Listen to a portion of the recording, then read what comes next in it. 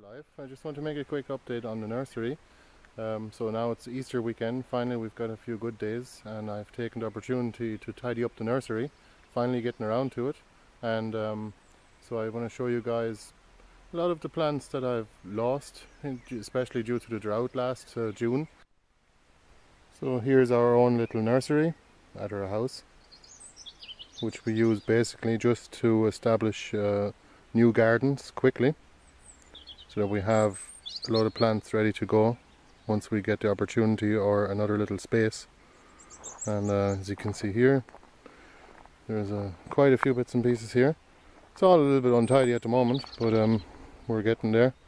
You can see here, all of these pots here used to be plants, so quite a few 3 litre, 5 litre and 2 litre pots, all from plants that have been lost, or mostly due to the lack of water. So despite the fact that we've had a lot of losses, and we're fairly disappointed about that, alright, we also had some huge successes and we didn't even know it. So here is a thornless blackberry, and it's gotten to a fairly big plant now. It's about 3 years old and we've repotted it twice, and you can see it used to be in a small 9 centimeter pot.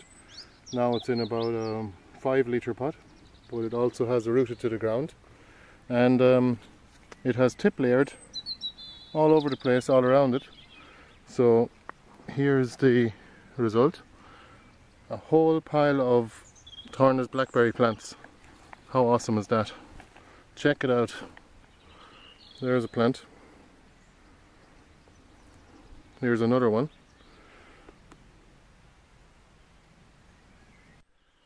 Look at how many plants have come out of that one plant just from tip layering over about 1 year. Must be about 15 plants, or maybe even 20 in it. So well worth planting. I think I'm going to plant these in wood chips and then try and propagate them further.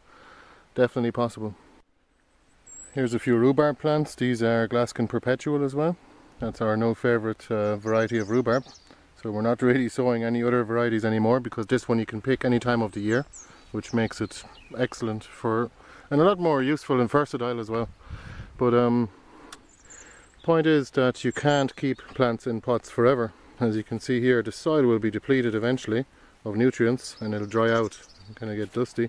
So you have to repot them, especially, I mean, root space is another thing as well, and it growing through the bottom. This one isn't too bad. I mean, our aim here is, with all of these plants that we're propagating, to get them planted out within about 1 year anyway, once they've grown to a certain size. I mean, in 2 or 3 litre pots. This is lilac, and that's got quite a bit to go in that size of pot yet, but it could be planted out already. This is lilac, so it'll become a fairly sizable tree after it's planted out, even in the first season. That's from the video from last year, those cuttings. And here's our little experiment. Must do an update on that in general.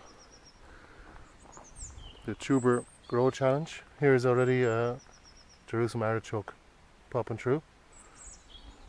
So for those of you who haven't heard of the tuber spring grow challenge yet, we're going to grow all of these tubers. There is mashua, oca and Jerusalem artichoke, and we'll see how much comes out of it at the end of the growing season, and we'll weigh the produce, and we're going to do a big raffle giveaway to just post these out to our subscribers. If you want to enter, it's free. You can just subscribe to our website for free. I'll put a link down in the description, and yeah, we'll keep you up to date on it. We're going to need all the space we can get for the plants that are growing in the greenhouse at the moment. There's a lot of seeds germinating in there at the moment, and in a few weeks time they'll have to be potted up and put out here. So